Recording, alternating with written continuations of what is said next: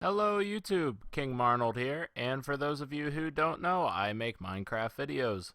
And in front of me today, I have the game 2048, and I actually just moved the wrong way, but this build took me a long time to make. It took more than 2 hours, as some of you might expect, but it took probably about 3 days to make. It was a long build, and actually, right when I finished making it, the file corrupted and I had to rebuild it all again. So that was a fun time right there, as you guys can imagine.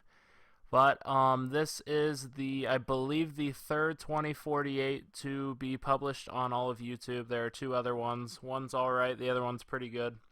But I think this one measures up to it, and yeah, I'll just go ahead and play here for a moment so you can see it in action here. And it works exactly like the real 2048 game does. And I'm sure most of you have heard of this game by now, unless you've been living under a rock, like maybe Patrick from SpongeBob. I don't know, but I think most of you have seen it before, but if you don't understand what the game is, the whole purpose of the game is to combine numbers, like numbers, and make them double, and eventually build up your tiles bigger and bigger in pursuit of the 2048 tile. So for instance, when I move left here, the 8 and 8 will combine to form a 16, and the 2 and 2 will combine to form a 4. And you want to slowly progress up till eventually you build all of your tiles up to the end goal, which is getting a 2048. Now, enough of me talking. I'll show you all of the redstone that goes into it. It's very elaborate, and as you can see, I kind of think it looks like a Jenga tower, but maybe I can make another game after this called 2048 Redstone Jenga Tower, where you pull out the parts of the redstone and make it collapse. But yeah, that's the redstone. I'm not going to get exactly how it works because I'll probably lose all of you. But effectively, we're cloning one slice of this block over to the display at the appropriate time, which is determined by all that redstone. And all of the number blocks are inside of this block, which include 2, 4, 8, 16, 32, 64, and so on up until 8,192. Over here we have the randomizer function, so after a move is completed, a signal will come up here and it will randomly spawn in a 2 or a 4 up to the board above. Now there's a 90% chance that a 2 will be spawned in, like the real game in real life, and a 10% chance of a 4.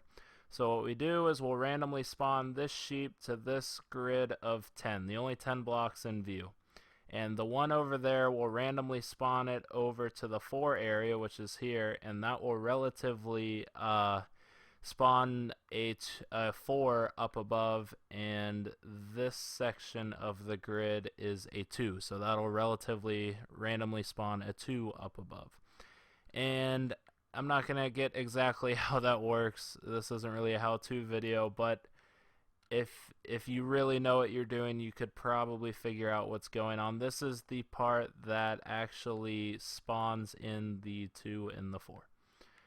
But this is just a copy of the redstone that's underneath over here, and this is the individual unit for an individual space. So this is the tall tower that is underneath each space.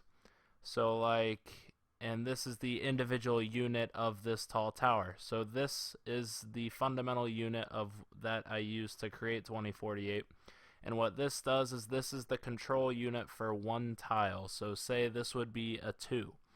So every time a 2 and a 2 would combine, this would send a signal to the tile next to it, and it would say, hey, we have a match. If this move happens, we're going to combine into a 4. And that was basically the general logic that was used to make this build. But yeah, I'm not gonna get exactly into it how that works, but basically AND gates are what were used to form the logic to make the redstone behind this. But I'll just give you one final look of the board, and I'll turn those 32s into 64 and the 64 into 128 just to show you one more look. And yeah, that's Redstone 2048 on the King Marnold YouTube channel. And I'd just like to thank everybody for watching, and goodbye.